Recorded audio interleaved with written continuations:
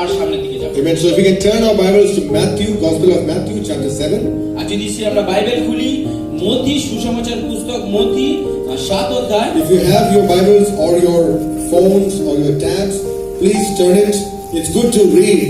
As we are going through it, it's good to read in your own Bibles. আর আমরা যেভাবে Bible নিয়ে আসছি না কেন, ফোনে ট্যাবে যেখানেই থাক না কেন, এটা খুব ভালো যখন আমরা পড়ছি যেন আমরা একসাথে পড়তে পারি। Amen. Matthew chapter 7.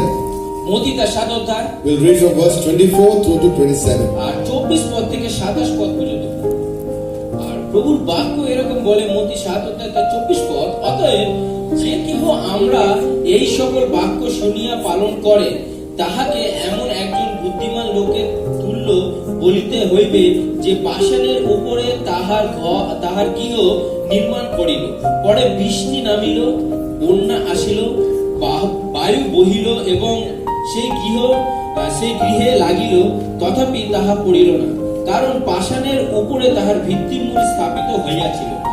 আর যে কেহ আমরা সেই সকল বাক্য শুনিয়া পালন না করে তাহাকে এমন একজন নির্বোধ লোকের তুল্য বলিতে হইবে যে বালুকার উপরে আপন গৃহ নির্মাণ করিল, পরে বৃষ্টি নামিল, বন্যা আসিল, বায়ু বহিল এবং সেই গৃহে আঘাত করিল, তাহাতে তাহা পড়িয়া গেল ও তাহার পতন ঘোরতর হইল।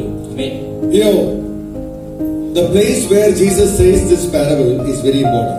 আর এখানে যে যিশুর নীতি সম্পর্কে কথা বলেছে সেটা খুব important. Jesus talks about this parable of two types of builders, the wise and foolish builders. আর এখানে দুই ধরনের লোকের কথা যিশু বলেছে নীতিতে, একজন হলো বুদ্ধিমান ব্যক্তি আর একজন হলো নির্বোধ ব্যক্তি। Only when the trouble came we understood who is wise and who is foolish.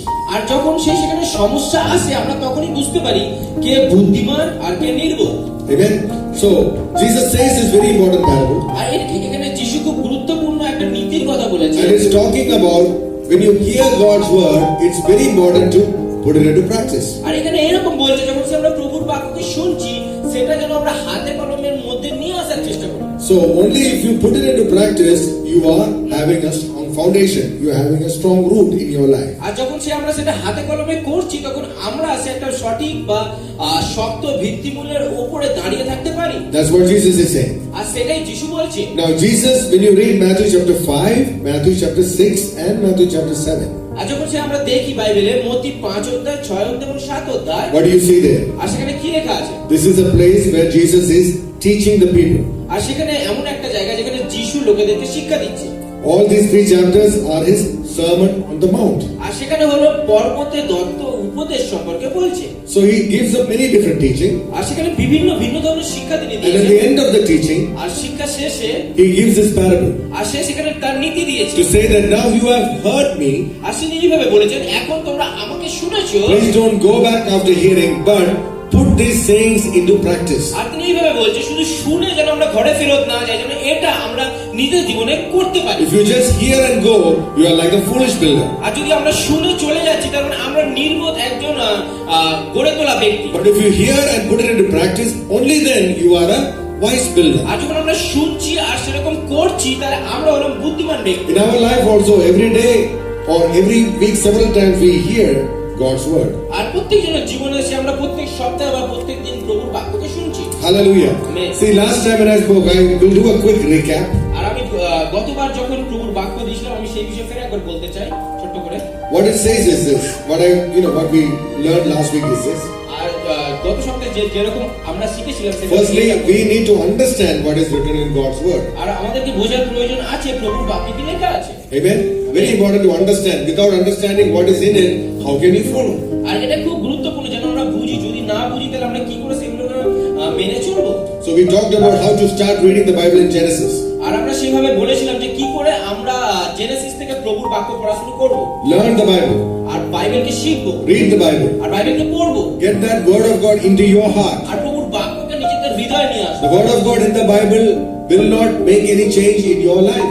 আর প্রভুর বাক্য আপনার জীবনে পরিবর্তন নিয়ে আসবে। If the word of God is in the Bible, it will not change your life. আর যদি বাইবেলে থাকে সেটা পরিবর্তন নিয়ে আসতে পারে। The word of God should come into your heart. আর প্রভুর বাক্য আপনাদের হৃদয়ে আসতে It লাগবে। will come into change our R life. তখনই সেই জীবনকে পরিবর্তন করবে। Hallelujah. Amen. Just by keeping the best cupboard will not do anything in our life. ভালো জায়গায় ভালো আলমারির মধ্যে বাইবেল রাখলে সেখানে কিছু জীবনে কোনো পরিবর্তন থাকবে না। Keeping it under the pillow will not do anything for you.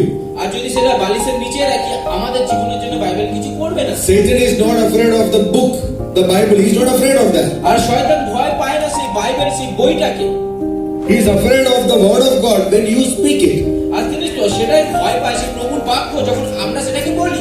As Himanshu was saying, when you declare it, there is power in it. আর হিমাংশু যেভাবে বললো, যখন আমরা সেই বাক্যকে ঘোষণা করি সেখানে ক্ষমতা থাকে। So we learned yesterday that we should read and understand what is written in God's R word. গতবারে আমরা এরকম শিখেছি যে আমরা প্রভুর বাক্যকে পড়বো আর বুঝবো। And secondly, we learned that the quality of the fruit will depend upon the quality of the roots. আর সেই আমরা দ্বিতীয় বিষয়ে এমনি শিখেছি যে ফলের যে কোয়ালিটি আছে সেটা ডিপেন্ড করবে যে গাছটার যে ভিত্তিমূলে আছে সেখান থেকে, Right? তাই তো? We all want fruit.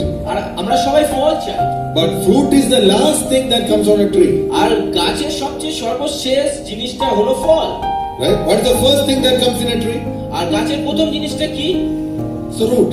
সেটা হলো মূল। When you put a seed in the ground, যখন সে আমরা একটা দানা মাটিতে পুঁতি, when it breaks out of the shell, আর যখন সেটাকে দানাটা ভাঙে, the first part of the plant is the root that will go down. আর সে প্রথম জিনিসটা হলো সেই দানার মধ্যে যে সেটা হলো মূল, যেটা মাটির নিচে যায়। So it's very important for us to understand we need strong roots, strong life. আর এটা খুব গুরুত্বপূর্ণ যেন আমাদের সবার একটা শক্ত মূল থাকে, সেটা যেন ভবিষ্যতের জন্য। So thirdly, we learned that storms or difficult situations or challenges is what exposes our foundations. আর তৃতীয় বিষয় হলো এইটা যে বিভিন্ন ধরনের কঠিন পরিস্থিতিতে আমাদেরকে দেখায় যে আমরা কোন ধরনের ভিত্তিমূলে গেঁথে আছি।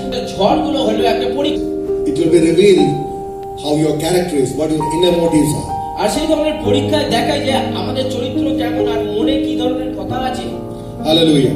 Amen. So today we are going to go, last week we talked about this, but today we are going to talk about how to put God's word into practice. আর আমরা আজকে দেখবো যে আমরা কি করে প্রভুর বাক্যকে নিজেদের জীবনে আমরা বাস্তবিত করব। Amen. Amen. Are you ready? Ready? সবাই তৈরি? Hallelujah. Amen. When it comes to putting it into practice, if you think about it, that is probably the difficult part of it. আর যখন সে ভাবি যে প্রভুর বাক্যকে নিজেদের জীবনে করা সবচেয়ে কঠিন ভাগ সেটা। Amen. Amen. So I want to ask you something. আর আমি জিজ্ঞাসা করতে চাই কিছু। When was the last time there was a change in any aspect of your character that you can think of, where you changed some aspect of your character? আর আমি জিজ্ঞাসা করতে চাই শেষবার কখন আমরা নিজেদের জীবনে কোন এরিয়াতে একটা পরিবর্তন দেখেছি? Amen. Not in a bad way, but in a good way. খারাপ দিক থেকে নয়, কিন্তু ভালো দিক থেকে। When was the last time you recognized, oh, what I'm doing is not right, I need to change it, and you took an effort and slowly you began change that area of your life? আর শেষবারের মতো কখন দেখেছি যে আমি যেটা করছি সেটা ঠিক না, কিন্তু আমি সেটা পিছনে একটু কাজ লাগাই আর যেন আমি দেখি সেটা পরিবর্তন হচ্ছে।